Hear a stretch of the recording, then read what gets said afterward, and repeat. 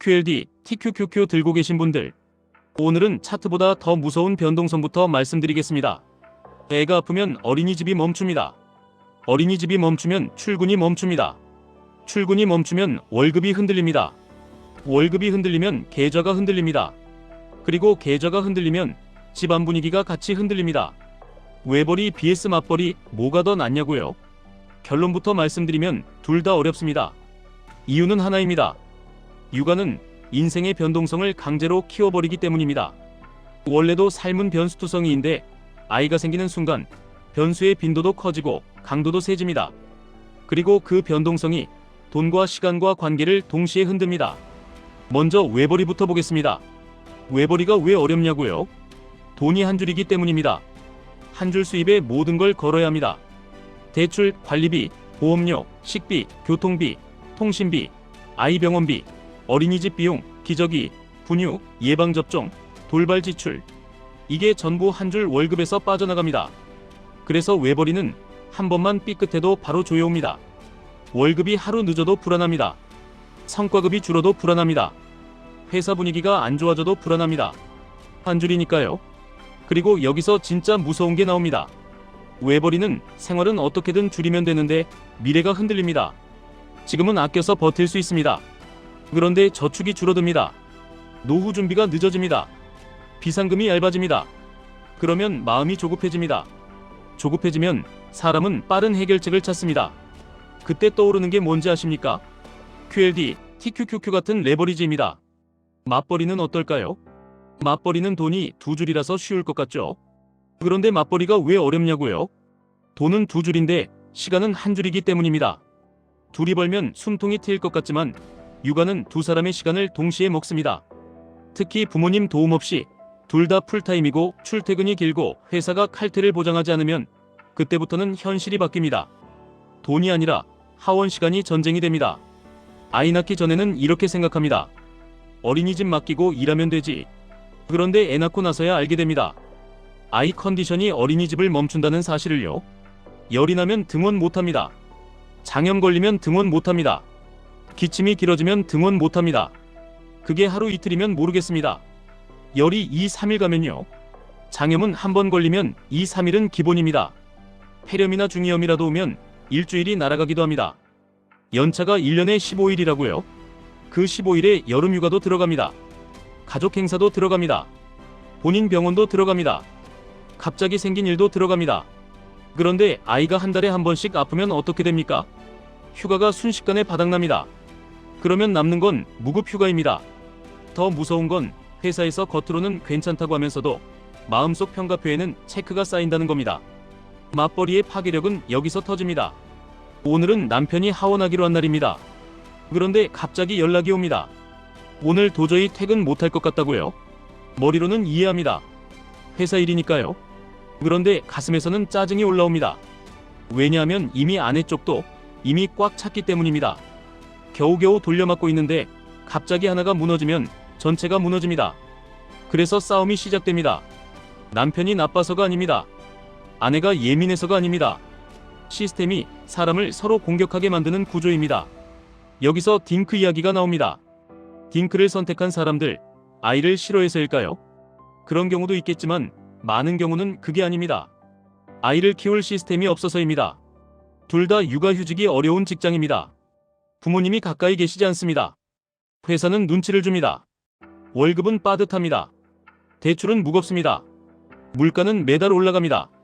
이 조합에서 아이는 행복만 주는 존재가 아니라 생활을 붕괴시킬 수 있는 변수로 보이기 시작합니다. 그러면 사람은 계산을 합니다. 아이가 주는 행복이 분명히 있는데 그 행복이 감당해야 하는 불편과 불안을 덮을 수 있는지. 그런데 불안이 너무 크면 행복을 담을 그릇이 깨집니다. 자, 이제 QLD, TQQQ로 연결하겠습니다. 왜 육아 이야기에서 레버리지 이야기가 나오느냐고요? 가정이 흔들릴수록 사람은 더 빠른 해결책을 찾기 때문입니다. 외벌이는 외벌이대로 돈 한 줄이 너무 불안해서 자산으로 점프하고 싶어집니다. 맞벌이는 맞벌이대로 시간 붕괴가 너무 고통스러워서 선택권을 돈으로 사고 싶어집니다. 그래서 QLD, TQQQ가 눈에 들어옵니다. 빠르게, 더 크게, 더 멀리. 이해합니다. 그런데 여기서 한 문장만 정확히 받겠습니다. 아이가 있는 순간부터 인생은 이미 레버리지입니다. 육아는 생활의 레버리지입니다. 행복도 커지지만 비용도 커지고 시간도 빨리고 체력도 빨립니다. 그러니 지금 당신은 이미 변동성 큰 포지션을 들고 있는 겁니다. 이 상태에서 투자까지 레버리지를 얹으면 두 가지 레버리지가 같은 방향으로 터질 때가 생깁니다. 예를 들어보겠습니다. 아이가 아파서 이틀 연속 결근을 합니다. 병원비가 나갑니다. 업무는 밀립니다. 상사 눈치가 쌓입니다. 부부는 지칩니다. 그런데 하필 그 주의 시장이 조정입니다. QLD, TQQQ가 흔들립니다. 계좌가 빠집니다. 그럼 어떻게 되냐고요? 멘탈이 아니라 생존이 흔들립니다. 이 조합이 진짜 위험합니다. 가정 하락장, 계좌 하락장. 이게 겹치면 사람은 평소에 절대 안 하던 실수를 합니다. 손절을 하거나 물타기를 무리하게 하거나 감정 매매를 하거나 혹은 상대방에게 불을 뿜습니다. 그러면 QLD, TQQQ는 하지 말라는 이야기냐고요? 아닙니다. 하려면 구조부터 만들라는 이야기입니다. 레버리지로 인생을 뚫으려면 레버리지를 견딜 구조가 먼저입니다. 구조는 거창한 게 아닙니다. 딱 세 가지입니다. 시간의 백업, 돈의 백업, 관계의 백업입니다. 첫째, 시간의 백업입니다. 아이가 안 아픈다를 기준으로 스케줄 짜면 무너집니다. 아이가 아플 것을 전제로 스케줄을 짜야 버팁니다. 부부가 돌아가며 빠질 수 있게 월 단위로 기준을 정해야 합니다. 말로만 정하면 싸움납니다. 숫자로 정하셔야 합니다. 이번 달은 제가 2일, 다음 달은 배우자가 2일. 이런 식으로요.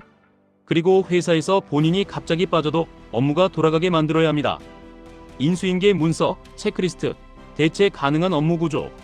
이거 만들어 놓으면 눈치가 줄어듭니다. 눈치를 0으로 만들 순 없지만 강도를 낮출 수 있습니다.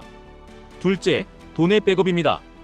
외벌이든 맞벌이든 가정이 버티는 핵심은 수익률이 아니라 여유도입니다. 고정비 대비 여유도입니다. 고정비가 높으면 작은 변수에도 크게 흔들립니다. 그러면 선택권이 사라집니다. 그래서 진짜는 소비를 줄이는 게 아니라 고정비를 줄이는 겁니다. 통신비, 보험료, 구독, 차량 유지비, 과한 대출 구조. 이런 것들이 줄면 외벌이의 공포도 줄고 맞벌이의 압박도 줄어듭니다. 그리고 여유도가 생기면 QLD, TQQQ 같은 공격적인 투자도 멘탈이 유지됩니다. 계좌는 심리 게임입니다. 심리가 무너지면 전략은 아무 의미 없습니다. 셋째, 관계의 백업입니다. 부모 도움 못 받는 집이 많습니다. 그러면 다른 형태의 도움을 만들어야 합니다. 이웃 같은 어린이집 부모, 지역 돌봄, 긴급 돌봄 서비스. 완벽하지 않아도 됩니다. 위기의 하루를 버티게 해주면 됩니다. 하루만 버텨도 회사에서 한 번 덜 빠집니다. 한 번 덜 빠지면 눈치가 줄어듭니다. 눈치가 줄면 싸움이 줄어듭니다. 싸움이 줄면 집이 안정됩니다. 집이 안정되면 아이도 안정됩니다. 이게 가정의 복리입니다. 여기서 실전적으로 가장 많이 망하는 패턴을 하나만 더 말씀드리겠습니다. 가정이 흔들릴 때 계좌로 만회하려고 더 세게 들어가는 패턴입니다. 아이 때문에 돈이 나갔습니다. 휴가를 써서 성과가 흔들립니다. 그래서 더 벌어야 한다는 마음으로 TQQQ 비중을 올립니다. 그런데 하필 그때 시장이 조정이면 계좌가 빠집니다. 계좌가 빠지면 표정이 굳습니다. 말투가 거칠어집니다. 작은 일에 폭발합니다. 결국 집이 무너집니다. 반대로 진짜 잘 버티는 집은 이렇게 합니다. 아이가 아픈 달에는 투자 결정을 줄입니다. 결정을 줄이면 실수가 줄어듭니다. 실수가 줄면 계좌는 큰 사고를 피합니다. 큰 사고를 피하면 집이 조용합니다. 집이 조용하면 아이도 빨리 회복됩니다. 이건 정신승리가 아닙니다. 룰입니다. 시스템입니다. 룰을 이렇게 잡으시면 됩니다. 이번 달에 등원 불가가 연속으로 나오면 투자 행동은 자동으로 30% 줄입니다. 아이가 입원하면 신규 매수는 잠시 멈추고 계획된 분할만 유지합니다. 반대로 집이 안정되는 달에는 그때 공격적으로 갑니다. 이렇게 구간을 나누면 레버리지를 쓰면서도 무너지지 않습니다. 마지막으로 질문 하나를 드리겠습니다. 외벌이냐 맞벌이냐 딩크냐 아니냐 정답이 뭐냐고요? 정답은 하나가 아닙니다. 다만 확실한 건 하나입니다. 아이가 생기면 변동성은 반드시 옵니다. 그 변동성을 전제로 삶을 설계하는 사람이 끝내 이깁니다.